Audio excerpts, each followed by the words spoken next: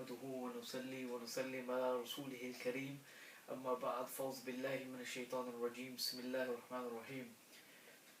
All praises for Allah subhanahu wa ta'ala, the creator of this entire cosmos, and may the choicest blessings be upon his beloved Muhammad Arabi, Muhammad Rasulullah sallallahu alayhi wa alihi wa sahbihi wa barik wasallam. So now that we've established that intention is a primary and important part of paying zakat, we'll move on with respect to the sort of different classes of people who are eligible to receive zakat. Okay, the main classes which you need to be aware of are two groups.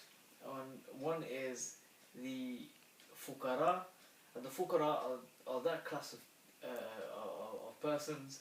It is actually plural for the word faqir.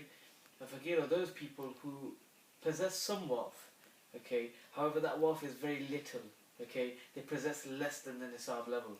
I've already mentioned if nisab level was around about £300 and they possess less than that, then you can imagine the small amount of wealth which they own, okay. So if they own £100, they're very, very poor people by today's standard, okay, very, very sort of poor, and they're not well to do in that respect. It'd probably be difficult to find those kind of people in today's day and age. Okay, we need to be careful when we're sort of giving zakat. We do have an obligation upon us to ensure that we are giving it to the right classes of people. Okay, a lot of times we see, especially in the subcontinent, we'll send money back home when we need to give zakat. Okay, and we'll tend to give it to family members who are quite poor or not, they're not well to do in that respect. Now what we need to be sure of that is they don't own $7.50 of gold, for instance, because that would equate them, or that would put them up to the nisab level, so they wouldn't be eligible for zakat. Okay, the other thing is if they had more than £300 worth of wealth, whether it was in silver, whether it was in assets or business stock, then again that might meet the nisab level depending on what the rate is at the going time. Okay, so again we need to be extremely careful and ensure that we are giving zakat to those people who are truly deserve it. Okay, and they do have a shortage of wealth, i.e.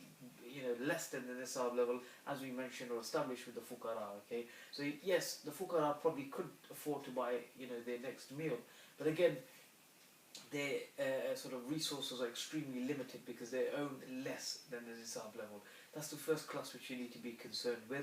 The second class of people who are eligible or entitled to payment of zakat are those people who are known as the masakin, the miskin. Okay, and would you believe miskin, 15 to 20% of the world's population make up those people who are from the miskin.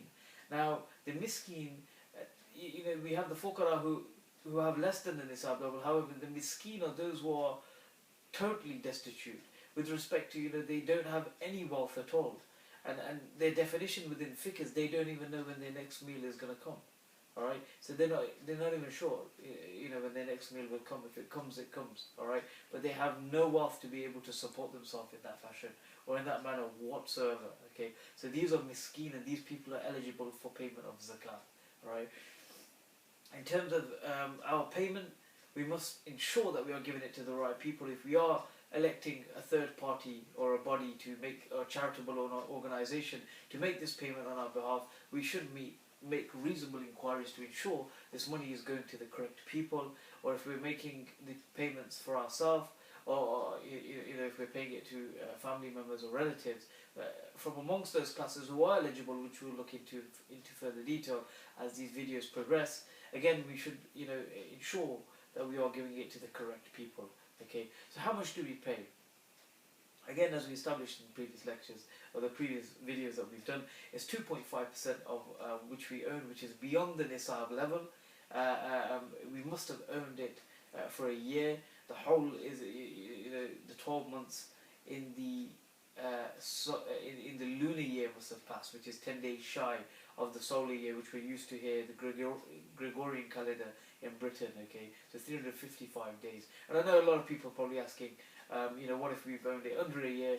Well, if you've owned wealth for under a year, and for whatever reason, before you got to a year, you no longer owned it, so £10,000 you had for nearly a year, But even if it was 1 day before, even if it was 1 minute before the yearly or the sort of solar year kicked in that you owned it for, then again no zakat would be due on that. Okay, you must own it for a year. This is one of the foundationary principles, and this is one of the foundationary points which we must be concerned with when it comes to payment of zakat. Okay. In the next video, we'll look at the classes of people who aren't eligible for payment of zakat,